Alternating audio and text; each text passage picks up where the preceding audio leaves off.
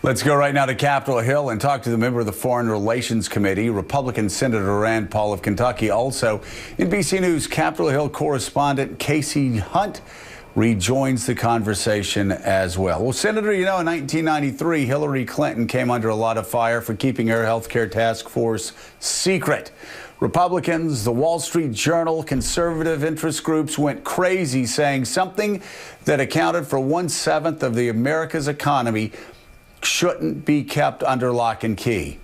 You're saying that's exactly what the House Republican committees are doing now. Tell us about it. Well, you know, when I read that it was being kept in a secure location in a secret room and that only members of the committee could read it, I became a little suspicious, and it made me want to read it even more. And no, we should all read it. I have the feeling that it's going to go through some House committees. It's going to be kept secret until it gets to them, and then it's going to come to the Senate, but it's not going to go to any committees. And the question is, will it be amendable? Will we be told, hurry up and pass it, take it or leave it? I'm getting the impression it's take it or leave it.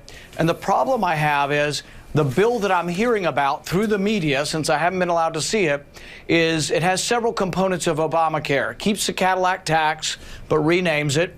It starts a new entitlement program, refundable tax credits, and it also keeps the individual mandate. This is interesting. Republicans complained and complained about the individual mandate. The new individual mandate will be you pay your penalty not to the government. You're going to be forced to pay a penalty to the insurance company, but it's still a mandate. It's going to be an individual mandate.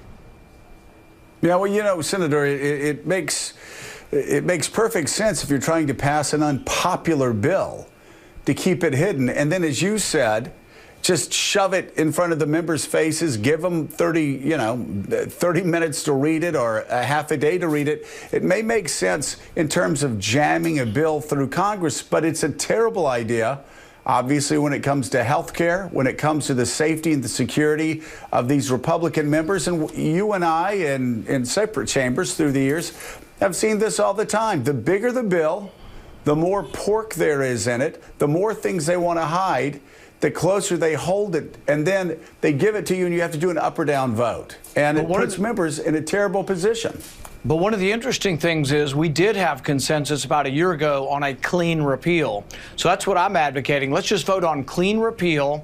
And if there are big government replacement ideas, big government Republicans can then work with Democrats to pass spending proposals if they think that's what replacement is. But if they want conservatives on board, we can vote tomorrow on a clean repeal.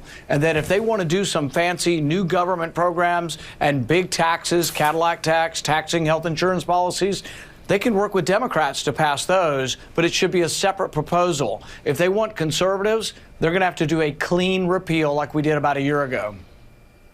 Casey Hunt, obviously very strange scenes yesterday as a Republican senator is locked out of a Republican committee hearing room on the House. What are you hearing on the Hill?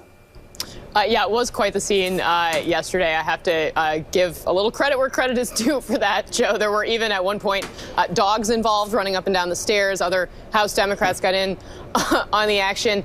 But look, I think this is something where there are, and Senator Paul was, I think, referring to Republicans who are concerned about doing just a straight up repeal bill at this point, because there are a lot of people who would come under enormous stress in their states, and they're worried about owning those political consequences. If they go home and they say, hey, I'm just going to repeal this, but I'm not going to offer you anything in return, that's a potential real problem. And my question for you, Senator Paul, is are you ready to be the person that prevents Republicans from doing anything about health care? Because it seems to me if you push forward the way you are, it's entirely possible that the repeal and replace could run into significant trouble, and that you might end up with nothing at the end of the day. No, I think there's actually a way out of this. We all agreed on complete repeal, clean repeal about a year ago. If we vote on that separate from the replacement, I have a replacement bill, so do others. Vote on several alternatives of replacement. on the same day as repeal. So I'm not advocating that we do nothing. I'm actually been a big advocate over the last 2 months of saying we should replace on the same day. That's what I talked to President Trump about, and I think he advocates for also. But we do differ within the Republican and the Democrat Party on what that replacement should be. But we have consistently agreed on repeal. So my point is, let's vote on complete repeal separately, and then the same day let's vote on maybe a variety of proposals on replacement. All right, Senator Rand Paul of Kentucky, thank you so much for being with us. We greatly appreciate it. Good luck getting into that room.